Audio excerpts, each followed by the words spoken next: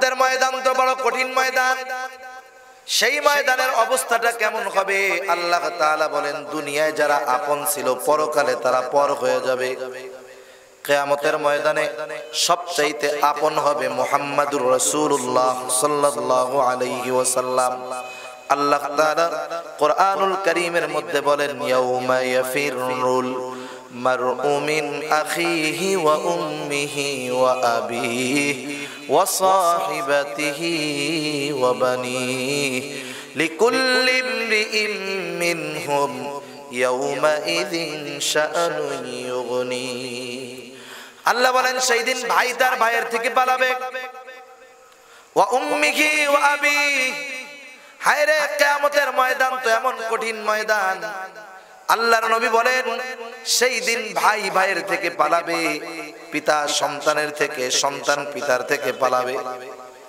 ওয়া সাহিবাতিহি ওয়া বানিহি, হায় রে দুনিয়ার ভিতরে যে স্ত্রীর মুখে হাসি ফোটানোর জন্য, সন্তানের মুখে হাসি ফোটানোর জন্য মানুষ কত কষ্ট করে, মেহনত করে, নিজের রক্তকে পানি বানায় সন্তানের মুখে, স্ত্রীর মুখে হাসি ফোটানোর জন্য।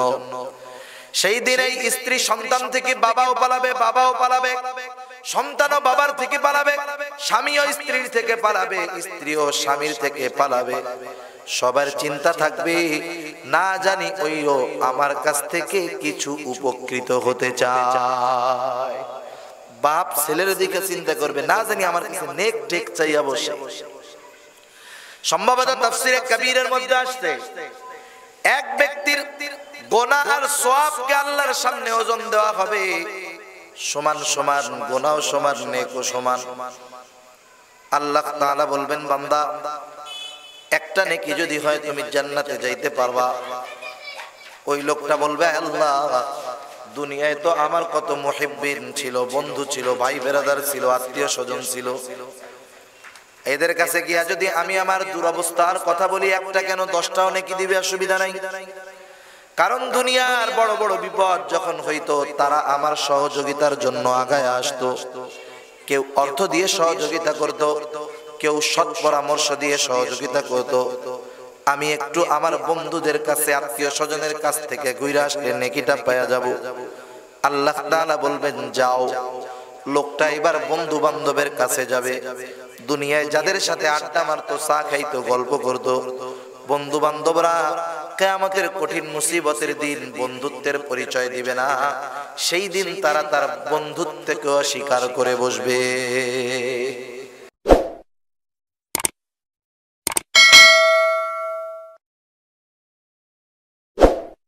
আসসালামু আলাইকুম ওয়া রাহমাতুল্লাহি ওয়া বারাকাতুহু। আলহামদুলিল্লাহ, আলহামদুলিল্লাহিল্লাযী হাদানা লিল ইসলাম,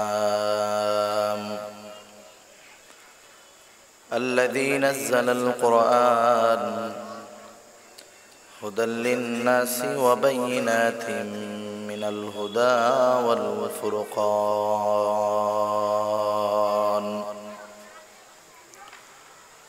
وخلق الإنسان وكرمه وعلمه من البيان ما لم يعلم، فسبحان الذي لا يحصى امتنانه باللسان ولا بالقلم، ونشهد أن لا إله إلا الله وحده لا شريك له،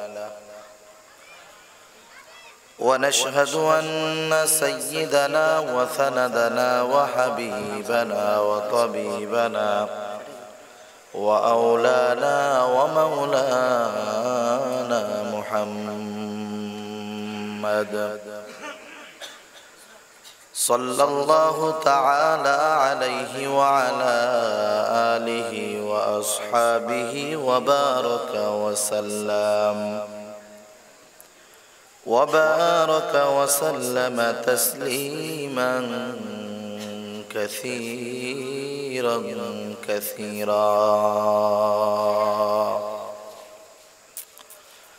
الذي أرسله الله تعالى ورسوله بالحق بشيرا ونذيرا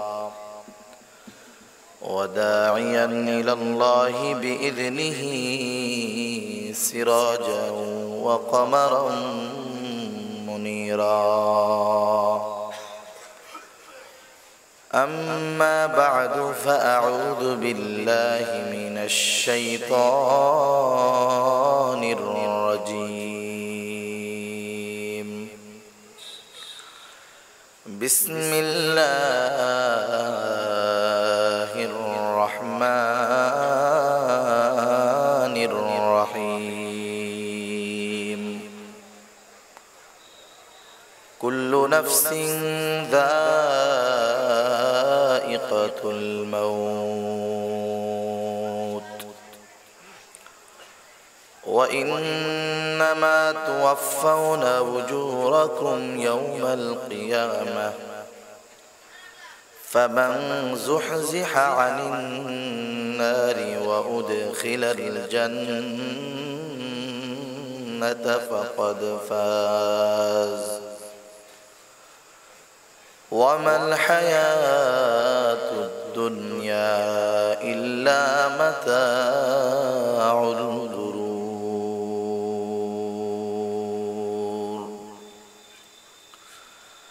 وقال رسول الله صلى الله عليه وسلم أكثروا ذكر هادم اللذات